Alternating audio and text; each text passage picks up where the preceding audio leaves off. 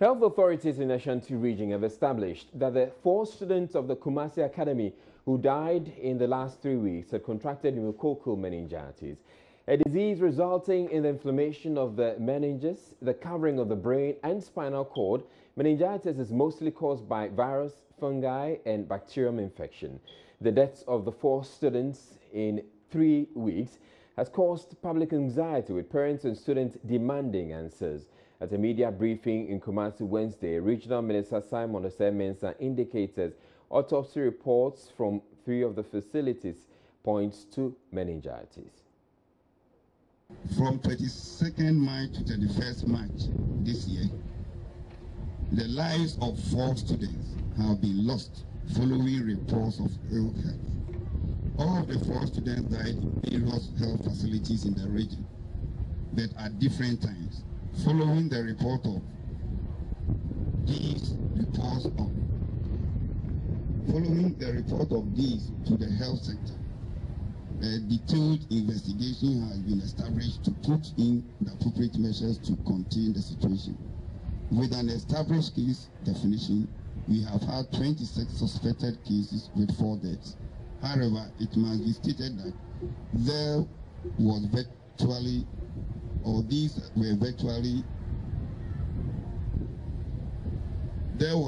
no case reported after 31st, though surveillance has been sustained. We will continue to keep a close eye on the situation so that cases can be detected early and managed. Now, outbreaks due to meningococcal meningitis remain a major public health challenge, particularly the northern regions. Symptoms include neck pain and stiffness, convulsion, confusion, and vomiting. Health authorities say because meningitis is endemic in Ghana, reports of 1 case constitutes no outbreak, though enhanced surveillance is required to prevent its spread.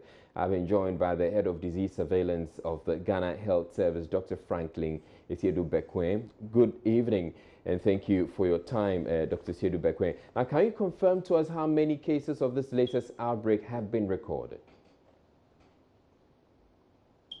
Okay, good evening. Yes, I guess you are talking about the situation in the school in Kumasi. Yes. Oh? Yes. Yes. Yes. Looking at our case definition, which we used, we looked at 26 cases. So you're looking at 26 cases. Are these 26 cases concentrated in just the Kumasi Academy or anywhere else? Yes. Let me make the clarity. You see, when this particular event occurred and there was an issue about mysterious death, we need to think aloud. So we decided to use a very loose case definition, which typically is not particular to meningitis. We picked fever and headache, and then based on that case definition, we collected the 26 cases. And let me say that if after analysis of the 26 cases, we realize that they did not even meet it. That's why for the 26, more than half of them were even discharged at the OPD basis. So I think that what we wanted to do was be able to mop up all possible cases of meningitis. And these are the cases that are reported in the institution and around. All right, so let's get some clarity to it. The 4 who died, you can confirm that these are cases of meningitis? Yes, 3 of them, you see, the 4 died at that time were not sure of what it was. I think that to get the context, this is a school that has its own sick bay. So when you are ill, you go to the sick bay, the clinic, and then you are managed. But if it's severe, then you are referred. What they do is that the referral is that you call your guardian or your parent, and they take you to a health facility. So these 3 of the cases were actually sent home by their parents, and they send them to another facility. So until the 31st, the whole thing started on the 22nd. So 22nd to 31st, these cases are reported on the 22nd, the 27th, and 31st. So by the 31st, then they had gathered 3 deaths. And these 3 deaths now alerted the health system. Well, as I said, because they do not have a common health facility that they report to, they are not able to get the aggregated case. So until that was reported, then it raised the alarm. So we said we want to investigate the cause of death to allay the fears of Ghanaians. So we use this very loose case definition because most of them have reported fever and headache. And then we started on that contest. And then the post-mortem was done on 3 of them that suggested were meningitis. And we have also done preliminary lab investigation that was also supporting meningitis. So, but there are a number of them that clearly do not meet the case definition. But for us, we have been able to achieve our purpose of identifying the cause of the death. All right. What are you advising the school authorities to do in this instance? Yes, one of the things we became clear is that schools must have designated hospital so that when a child is ill, you send the child there. For this instance, if the school had, let's say, a designated hospital, you would have picked up the signal early. You could have seen that within a week, that we referred 3 or 4 people from this particular school. So then to alert the system that something is going wrong. But wherever is a situation that people are being referred to their parents, they are not able to get the cluster to send a signal. So we said clearly schools must have designated hospitals. We're also preaching that they need to improve on their ventilation. And then they need to make sure that the students are drinking a lot of water. In the time past, meningitis was more unique to the northern part of the country, which was very hot and dry. Now the weather is changing, so we need to also be prepared. So we improve our water intake, and then we maintain the integrity of our throats. Then, likewise, if somebody appears to have fever or headache, immediately has to report to a nearest health facility and they'll be taken care of. Let me say that meningitis, though has a high case fatality, it can be managed by antibiotics, and we have a lot of those antibiotics in Ghana.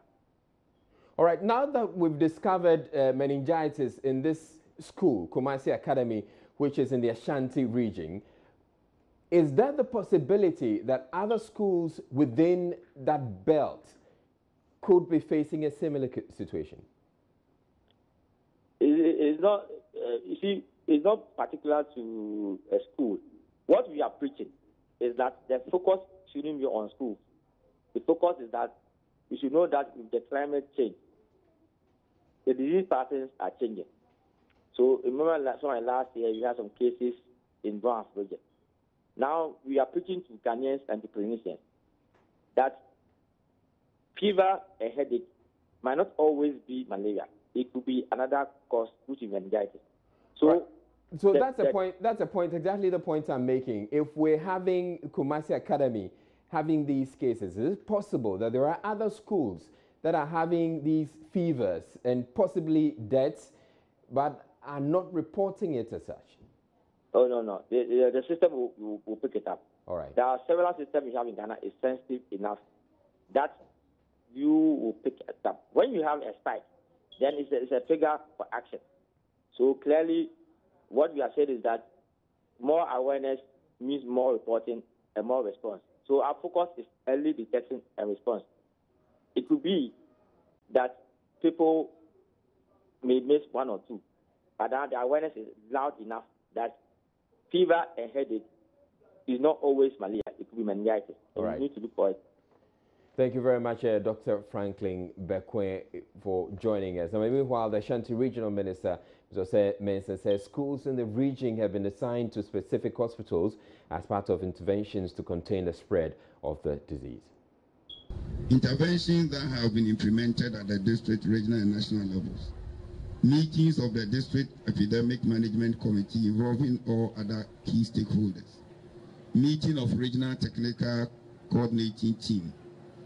Field investigation to establish the cause of death by team made up of district, regional, and national personnel. Autopsies of 3 bodies at St. Patrick, St. Michael's Hospital, and School of Medical Sciences. On the field orientation of health staff, identification of contacts and follow-up, laboratory testing of all samples to get the causative organism. Next steps, That's the steps that the Ministry of Health is going to undertake. Urgent meeting of the Regional Epidemic Management Committee. Designation of hospitals for all senior high schools, which means that each senior high school is going to be allocated with a particular hospital. Orientation of all medical superintendents, doctors, physician assistants, and prescribers on meningitis. Massive awareness of the general public on meningitis and other epidemic-prone conditions. Intensification of surveillance at all levels, including private hospitals in the entire region. Strengthening collaboration between GS and Ghana Health Services to ensure the health and safety of all people and students. You're watching Joy News Prime. We're taking a break, but still to come. Minority in Parliament boycotts proceedings of Appointments Committee because it says the executive is rushing the approval of deputy ministerial nominees. Don't want to be part of any potential embarrassment. I have told you that it is likely that later on some information can emerge on some of those nominees. We'll be back with more. Stay tuned.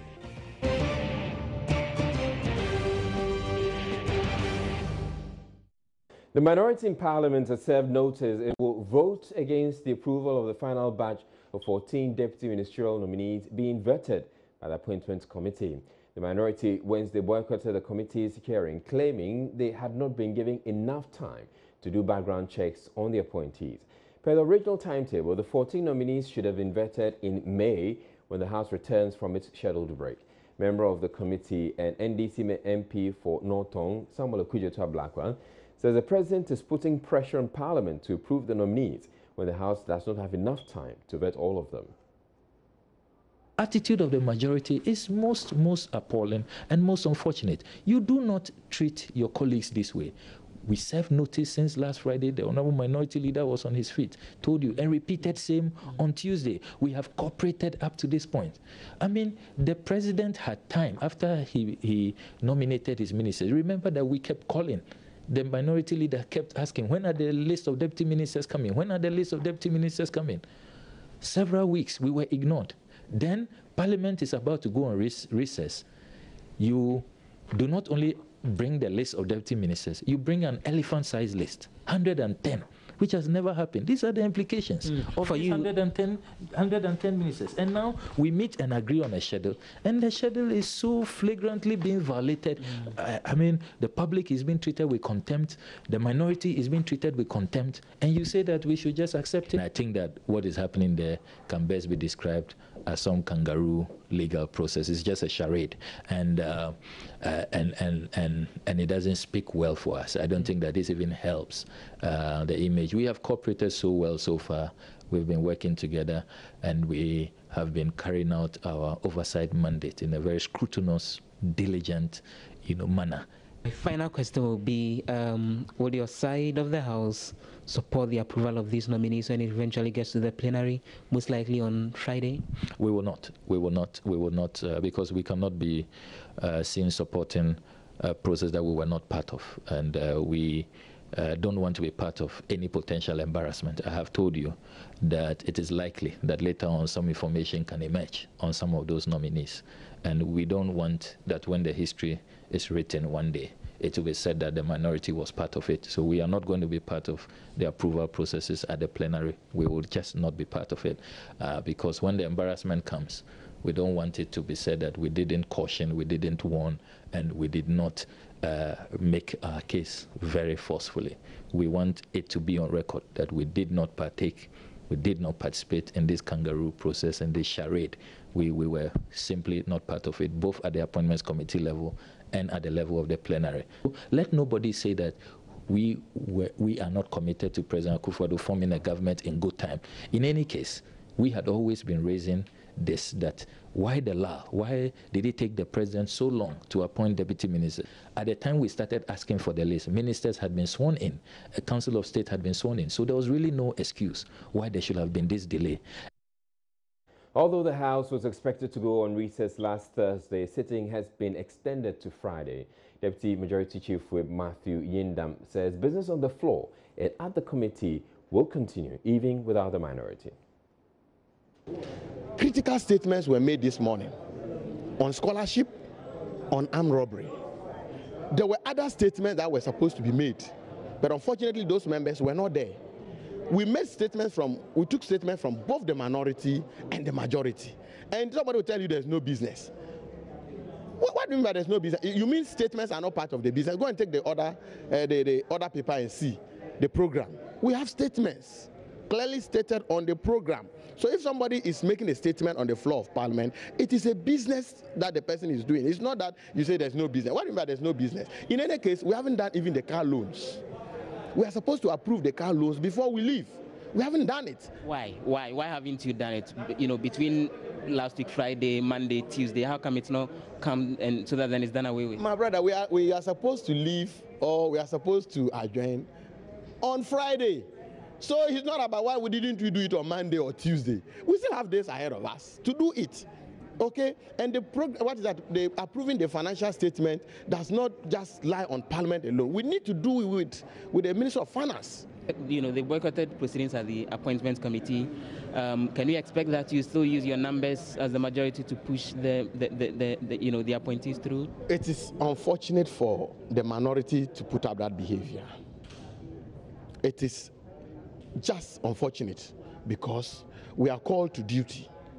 We are supposed to serve Mother Ghana. And I'm sad for somebody to say 2 days. Today is Wednesday. We have just Thursday, Friday. For you to say you will not do business, you are boycotting the appointment committee. For what reason? We are supposed to approve the ministers and make sure that we form the government by close of Friday for the executives to have the opportunity to run. So if we have just 2 days for you to sacrifice, to approve ministers, for the executives to run, for the whole government machinery to be set up, and then you say just those 2 days you are running away, well, they are entitled to their opinion. But you see, in Parliament, you don't need everybody. That's one thing. You need a quorum. Or that's why the Constitution and our standing orders say that you should form a quorum. So if you form a quorum, business continues. If they are there, business continues. If they are not there, business continues. Galamsey has reached crisis points. Cost of treating potable water has more than tripled as a result of illegal mining and introduction of chemicals into the country's water bodies, with a real possibility Ghana may soon have to import water from its neighbors. That's how devastating the Environment Minister, Professor Kwabena Frimpong Boateng, says the Galamsey menace has left the country, with the effect set to impact well beyond the country's borders. Speaking at the launch of the illegal mining campaign, he said the Ivorian authorities have expressed concern about the pollution of some of their water bodies as a result of the activities of illegal miners in Ghana.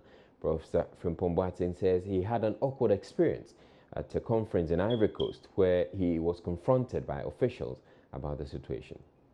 In Abidjan from Wednesday to Saturday for a conference, and I was confronted with Galamsey almost immediately. I'll give you some documents when we do this place. The effect that the Galamsey in Ghana is having on the Côte d'Ivoire, because River Bia enters Côte d'Ivoire almost at the lower chair, and Tano enters the lagoon and is polluting the Abi Lagoon, and so they cannot even treat water in some of their water treatment plants. So they took advantage of my presence and organized a press conference. So I met the Minister for Environment and the Mining Minister. And they asked me to speak to them. And of course, I made it clear to them that we are very serious with stopping Galamsey. And I was able to convince them that indeed we are serious. And the good thing is that they always made reference to the good relationship between Ghana and Côte d'Ivoire, and especially between Nana Akufo-Addo, our dear President, and President Alassane Ouattara. But then, as if to stress the point, after the meeting, it was around 12 o'clock. 3 p.m., I was called again, and I went to see the Prime Minister to assure him that we were doing something about it. So, you imagine, you know, the black water starts from somewhere between Mali and Burkina Faso. The red water originates from Burkina Faso. Imagine they were doing that in there, and we were not doing it here. They were polluting our waters. You can see the effect it will have on us.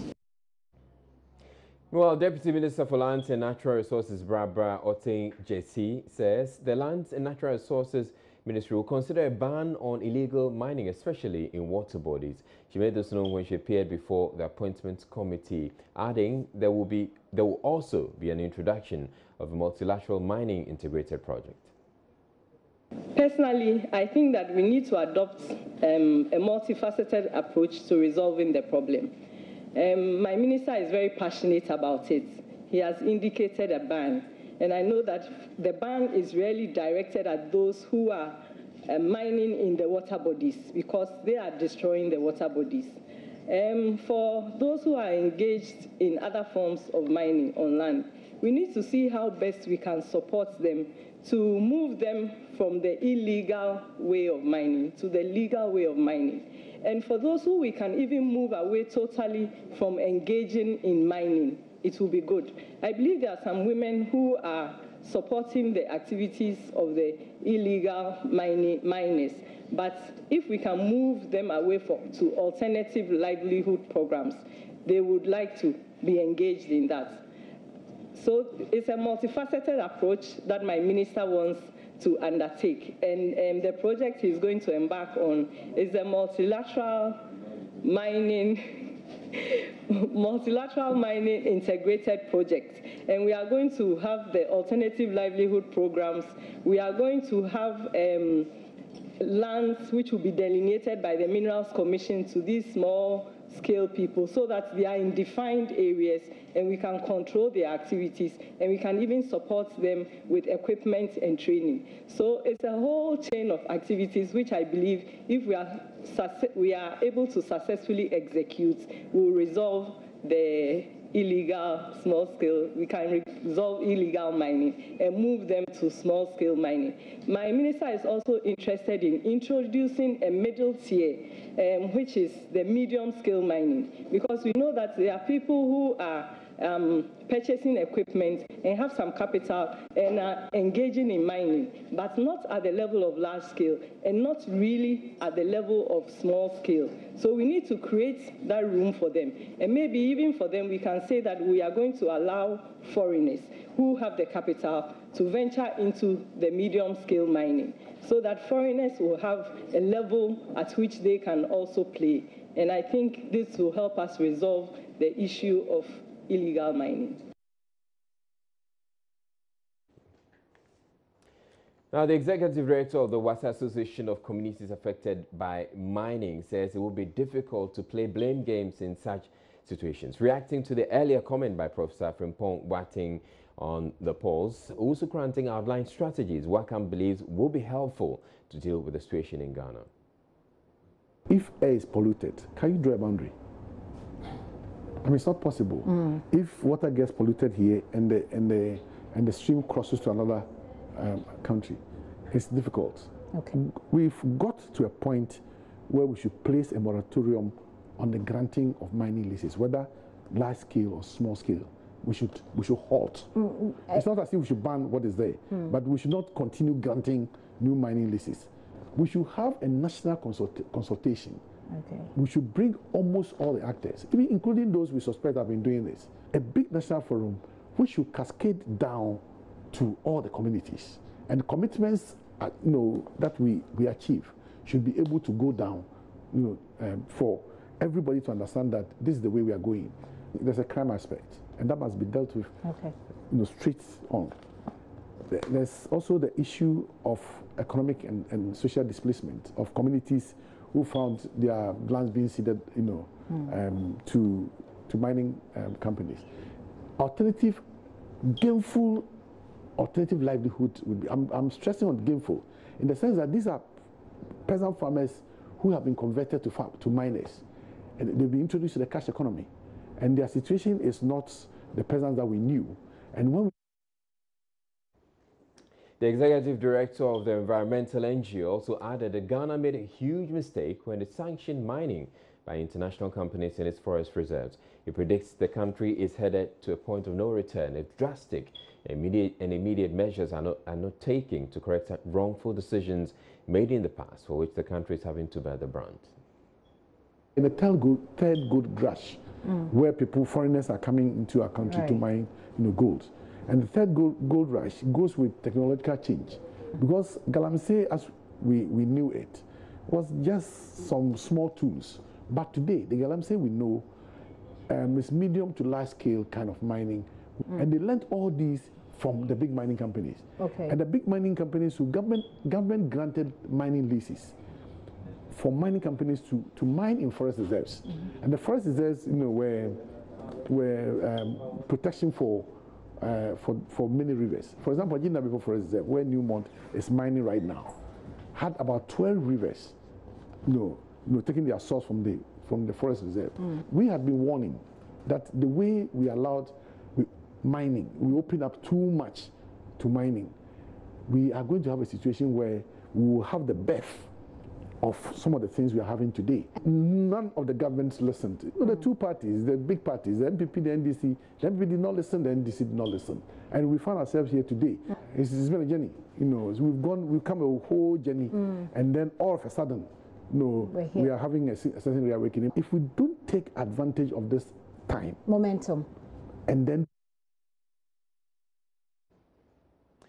still to come in on Joy News Prime, Asante Henu 2432 II says visiting Royal Princess Anne's visit to Ghana is a gesture that enforces the bond between Ghana and the UK. And also coming up in business, well, the city has made some appreciable gains. We'll hear about that when we come back with Business News.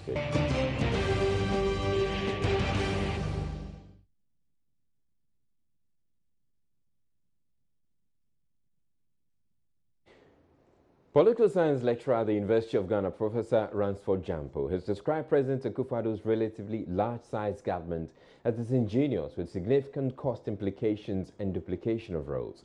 He said the move flies in the face of the promise he made to Ghanaians at his inauguration to protect the public purse, and is advocating the collapse and merger of some of the ministries to save the state some money and ensure efficiency.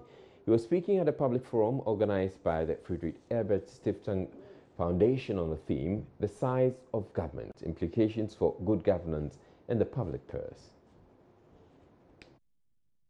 The entire presidential and ruling party campaign teams are appointed to ministerial and other state bureaucratic positions.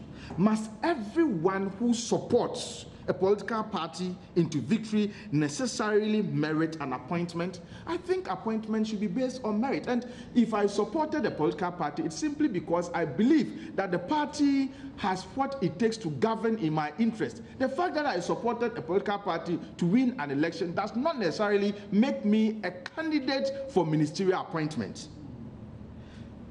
This disingenuous practice suggests a continuation of the anti-developmental practice of party in government system, whereby political appointments are treated as jobs for the boys or some form of material reward for individuals who played key roles in the election campaign of the president and his party, and an opportunity for them to rake in rents. Let me try and conclude by making a few remarks in terms of recommendation. In order to save money for the state and to reduce government expenditure, President Abdoulaye Wade of Senegal on December 4, 2007, announced a cut of the size of his government from 38 to 28.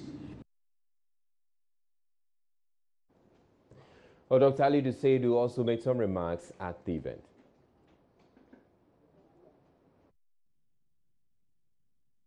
I humbly disagree with the president when he said that the end justifies the means. That means if these 110 ministers are able to perform creditably well, then he's justified in appointing them. Efficiency comes in two forms, in the process and in the outcome. If you state it this way, then you are ignoring the processes and you are focused on the outcome. The outcome is not guaranteed, it's conditional, it's an if. How about if you are not able to achieve it and you have already formed a large government? What is going to happen? So when we are looking at the whole concept of efficiency, it's about having let's put the outcome aside and look at the processes. The processes of efficiency is about using a relatively smaller number of people to overcome greater challenges. That is processes, efficiency in process. Efficiency in process is about looking at the cost implication of what you are going to do as a government in power. Efficiency in processes is to do as much as possible to overlap duplications and then overlaps of responsibility and individuals that ministers that are appointed. Now, formation of large governments, according to Dr. Pesa White, who was also at the event, means the administration lacks creativity. What we are seeing with 110 ministers is in sharp contrast with the core ideological belief of the NPP as a political party. And I will come briefly to what the implications of that are. Now, therefore, with 110 ministers against the core ideological belief, what does it mean for us? And I ask, what does it mean for us as a society also, because as you all recall, in both the independence speech and the inaugural address of the president, he emphasized the fact that he is here to protect the public purse. So one would have thought that if the president indeed wants to protect the public purse, then one of the first areas to tackle is to take actions that speak to the core ideological belief of his party as a government in power. The current situation of having such large numbers of ministers, in my view, raises a number of concerns. One, it seems to suggest that we are dealing with a government that lacks creativity. The modality of appointment and the nature of the appointment itself also speaks to a certain poverty of innovation. Two suspected members of a robbery gang which has been terrorizing small-scale miners in the Echuma-Nwabija district in the Ashanti region are in police raids. They were picked up upon a tip-off after a raid at a mining firm where they stole gold concentrate, a single-barrel gun and an ignition key to a Mitsubishi vehicle. Police paraded them together with 18 others arrested in separate swoops for public identification in Kumasi on Tuesday. Nanaya Jima reports. Offensive weapons, including cartridges and a jackknife, were retrieved from them during a search. Police Deputy Regional Commander ACP Ampofuduku says 3 of the 5-member syndicate are on the run and are being pursued. 2 of the robbers, namely Chirami Solomon, age 29 years, and Salifu Rashid, age 26, were arrested by the police with assistance of the youth of the area. The gold concentrates, also known as black in small-scale mining parlance, and the ignition key belonging to the Mitsubishi car were retrieved from them. Meanwhile, 18 others, including 1 on police wanted list for alleged fraud, were rounded up in various parts of Kumasi last weekend. ACP Duku explains. 31st of March 2017, from a hideout at Jinyanse in Kumasi.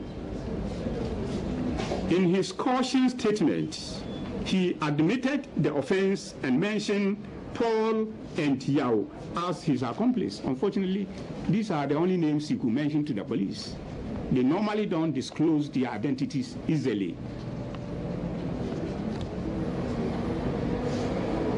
And so, at the moment, he is being processed for courts, while at the same time, we are impressing it upon him to help us trace his accomplices.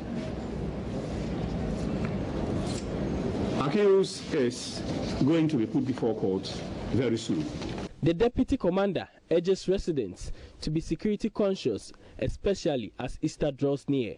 Reporting for Joy News, Nanaya Ojima.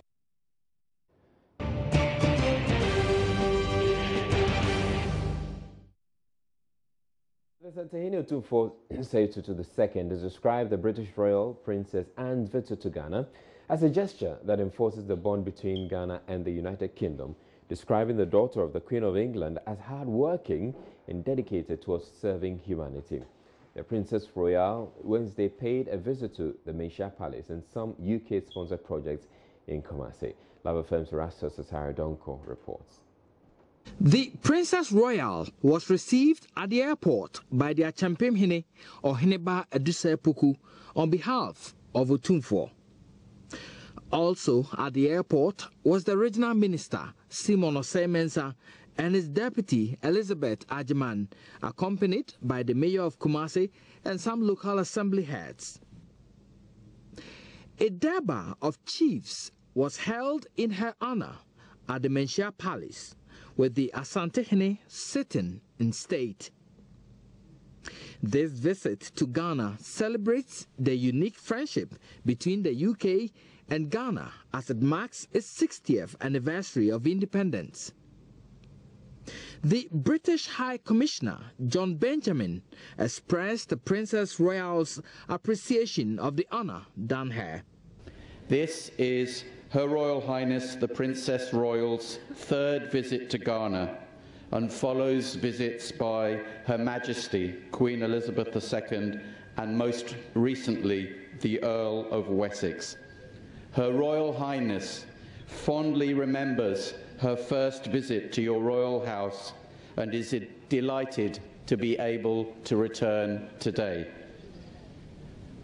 Her Royal Highness the Princess Royal has enjoyed a wide-ranging program in Accra over the past 24 hours, including a meeting with His Excellency, the President, Nana Akufo-Addo, and today, in Kumasi, she will celebrate the broad range of people-to-people links between the UK and Ghana, seeing firsthand Opportunity International's support for the God's Heritage Academy and voluntary service overseas support at the Wesley College of Education. As Ghana marks its 60th anniversary with themes of reflection, celebration, challenge and togetherness, we can also celebrate how our friendship has grown and matured over the past 60 years, and central to that have been the strong links between the United Kingdom and Kumasi. The Asantehene, in his remarks, spoke highly of Princess Anne and her contribution to the developmental agenda of Ghana. Against a background of a Verizon hatred, our relations provide a singular example that it is possible to traverse the choppy waters of history and land in an embrace of peace, friendship, and mutual respect. As we join together in celebration of our friendship, we are demonstrating that it is possible to replace the drums of war with the drums of mirth, of joy. Your visit to Ghana attests to your commitment to the development of women and the girl child, which are fundamental to the development of any country. And for this, we are grateful for Opportunity International support for God's Heritage Academy and voluntary service overseas support at the Wesley College of Education. Now, as the British High Commissioner John Benjamin prepares to leave Ghana in June, he has been talking about his stay in the country. John Benjamin believes some Ghanaians take certain comments he describes as British humour far too serious. He believes traditional diplomacy is sometimes veiled from the public, and the need for diplomats to interact with people on social media. Of course, I've put out some tweets that some people didn't like, but what I don't do is go around insulting individuals by name, but what I sometimes get back is that level of abuse and insult. So it's always mildly amusing to me when people say that they don't like that approach, and they do so in a way that's highly abusive and insulting themselves. It's an issue around the British sense of humour, which some people take too seriously and too literally. It's a rather dry and sometimes sarcastic and ironic sense of humour, which some people don't like, but it is who we are. And most of what we do, the traditional diplomacy, is not in the public eye. It's not well known by the public. Some of it's highly confidential. Now, Minister for Gender and Social Protection, Madam Otiku Jaba, some weeks ago faced some backlash on social media on her call for girls to stop wearing miniskirts and provocative dresses to prevent the possibility of rape. Jaba has, however, been defending her position on the subject, stating it is common sense and sound advice for the girls. Otiku Jaba was speaking on the sidelines of Princess Anne's reception to commemorate Ghana's 60th anniversary celebrations. The girls backlash at all.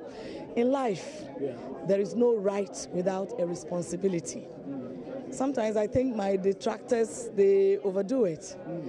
Every right has a responsibility. I was speaking as the Minister for Gender, as a Krobo woman, and as a mother. And I talked about excellence of the girls and the role of stakeholders.